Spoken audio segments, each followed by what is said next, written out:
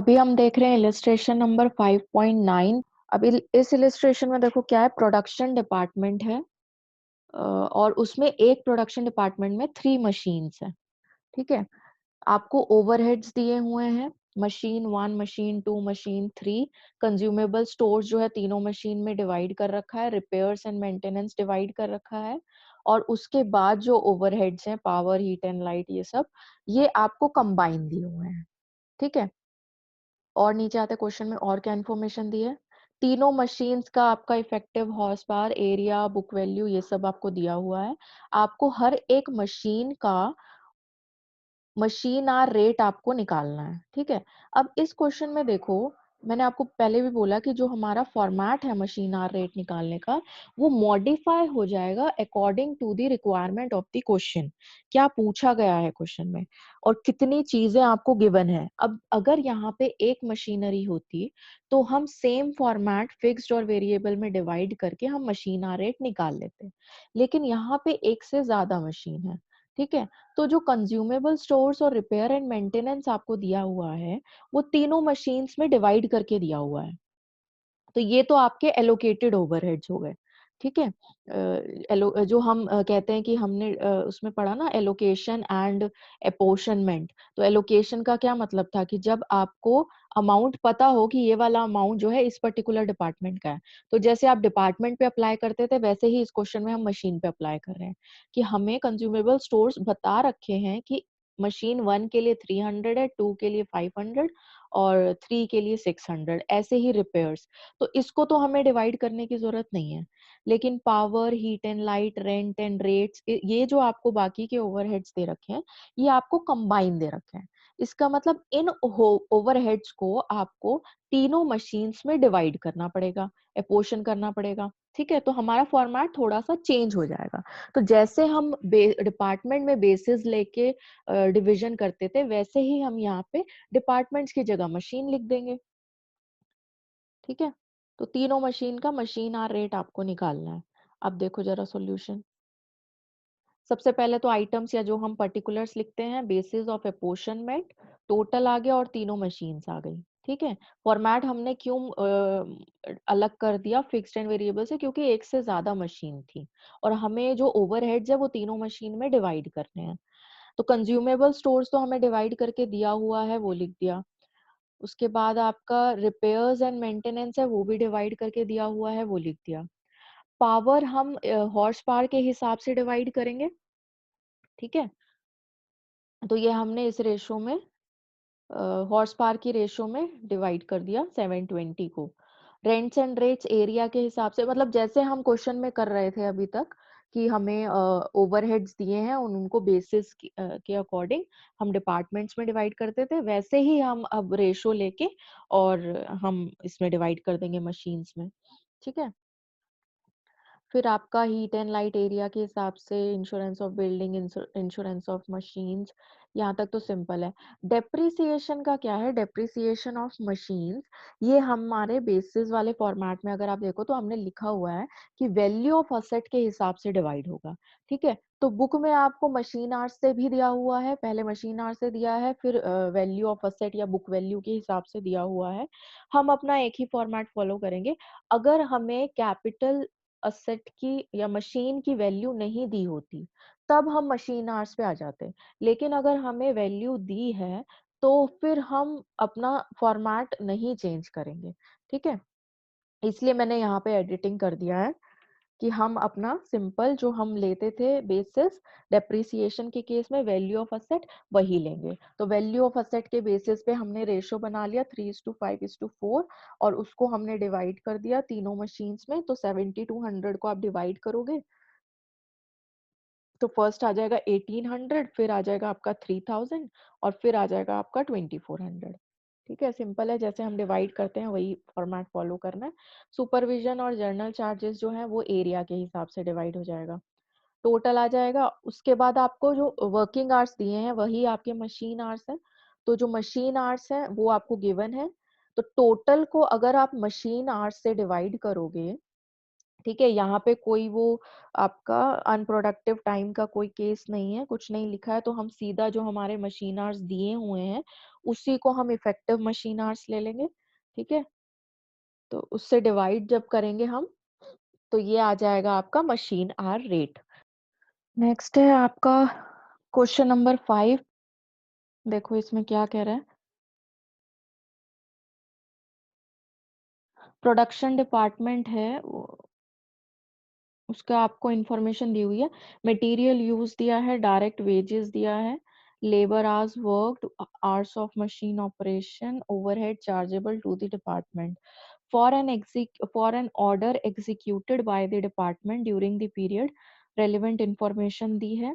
Calculate the overhead charges chargeable to the job by the following methods। अब देखो आपसे तीन अलग अलग मेथड से पूछा गया है कि ओवरहेड चार्जेस या फिर आप कह सकते हो ओवरहेड्स एब्जॉर्ब्ड कितना होगा, ठीक है। देखो पहला मेथड है हमारा direct material cost percentage rate method से आपको निकालना है कि कितने ओवरहेड्स एब्जॉर्ब होंगे या कितने ओवरहेड्स चार्जेबल होंगे to the particular job. For overhead chargeable निकालने के लिए पहले तो आपको निकालना पड़ेगा ओवरहेड का रेट, ठीक है। इस ये हम इसके स्टेप्स आपको एक बार और देखो आप,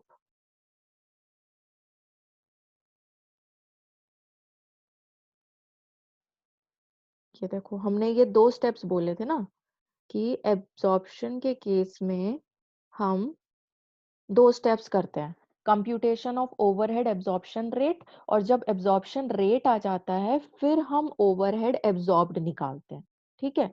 और ओवरहेड एब्जॉर्प्शन रेट हम 6 मेथड से निकालते हैं। तो ये 6 मेथड में से 3 मेथड से आपसे पूछा गया है कि इन 3 मेथड से बताओ ओवरहेड एब्जॉर्प्शन के बेसिस पे ओवरहेड एब्जॉर्ब्ड कितना होगा। पहला मेथड है आपका direct material cost percentage rate. तो उसका फॉर्मूला क्या था आपको बताया है, वैसे तो याद हो ही जाना चाहिए कि फैक्ट्री ओवरहेड्स की बात हो रही है तो ओवरहेड्स डिवाइडेड बाय बेस आपका डायरेक्ट मटेरियल हो जाएगा, ठीक है। तो हमारा सॉल्यूशन पे चलते हैं वापस।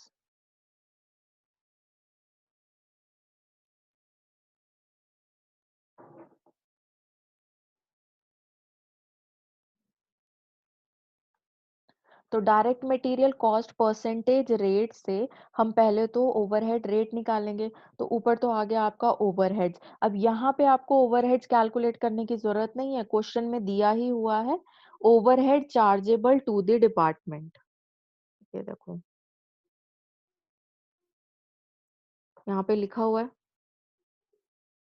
Overhead chargeable to the department 36,000।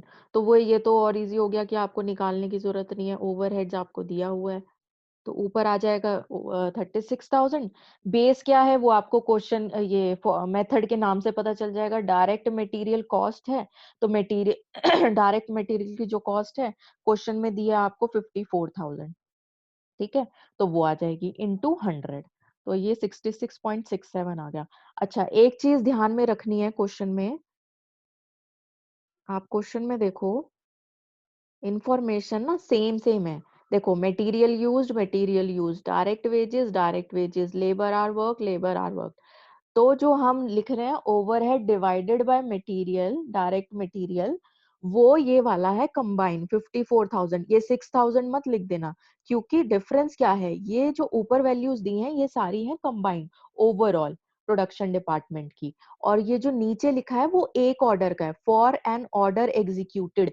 एक ऑर्डर बनाने के लिए कितना उसको लगा, मटेरियल कितना लगा, डायरेक्ट वेजेस कितना लगा, ये वो दिया है, ठीक है। तो जो फॉर्मूले में हम नीचे बेस लेते हैं मटेरियल या डायरेक्ट लेबर ये या वेजेस या लेबर आवर वर्क, वो कंबाइन होता है पूरे प्रोडक्शन डिपार्टमेंट का। ये वाला नहीं हमें लेना है, इसका यूज आगे होगा, ठीक है। तो हमने यहाँ पे ले लिया 54,000, ये आ गया। अब देखो, अब हमें हमारे पास आ गया ओवरहेड रेट।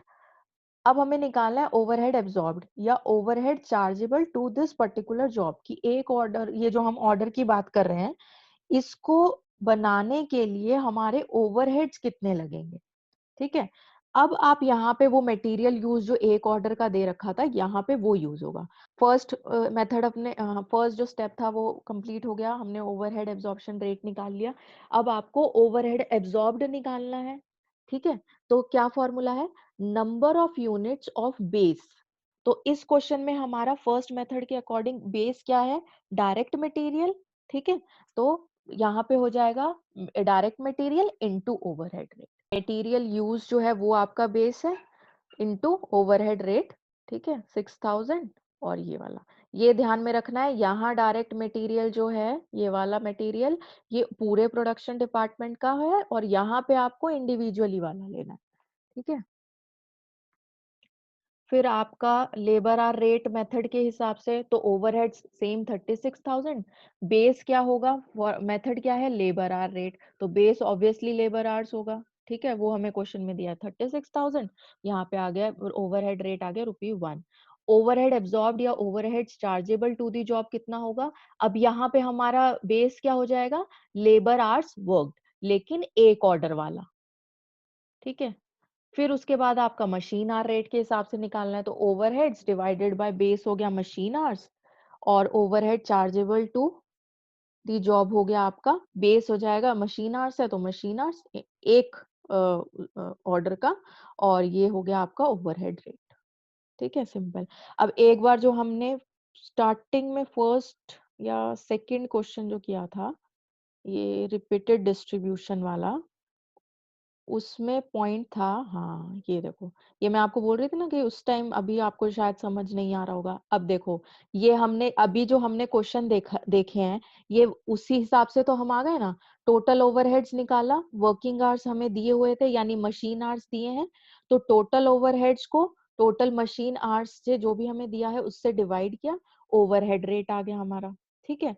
और फिर उसके बाद हमने क्या किया, जो हमने कॉस्ट शीट बनाई थी, आपको याद हो इसमें, तो हमने कॉस्ट शीट बनाई थी ये वाली, है ना। तो इसमें हम ये जो हमारा हमने फॉलो किया था, तो ये क्या है, वो जो अभी हमने किया कि base multiply by overhead rate, ठीक है। तो बेस हमारा क्या है, आवर्स का, ठीक है, जो हमारे वर्किंग आवर्स है, तो वर्किंग आवर्स का बेस यानी जो मशीन आवर्स है, मशीन आवर्स से हमने निकाला ना, वर्किंग आवर मतलब मशीन आवर्स, तो मशीन आवर्स से हमने निकाला, तो यहाँ पे हमारा बेस क्या हो गया, machine hours into overhead rate, ठीक है। तो आई थिंक अब ये वाला जो पार्ट हम पहले कर रहे थे, क्योंकि उस टाइम फॉर्मूला नहीं पता था, अब तो फॉर्मूला पता है कि बेस इनटू ओवरहेड रेट करना, तो ये अब शायद समझ में आ जाना चाहिए। अगर आपको आज का वीडियो अच्छा लगा हो तो do like, share and subscribe to our YouTube channel और press bell icon for notifications.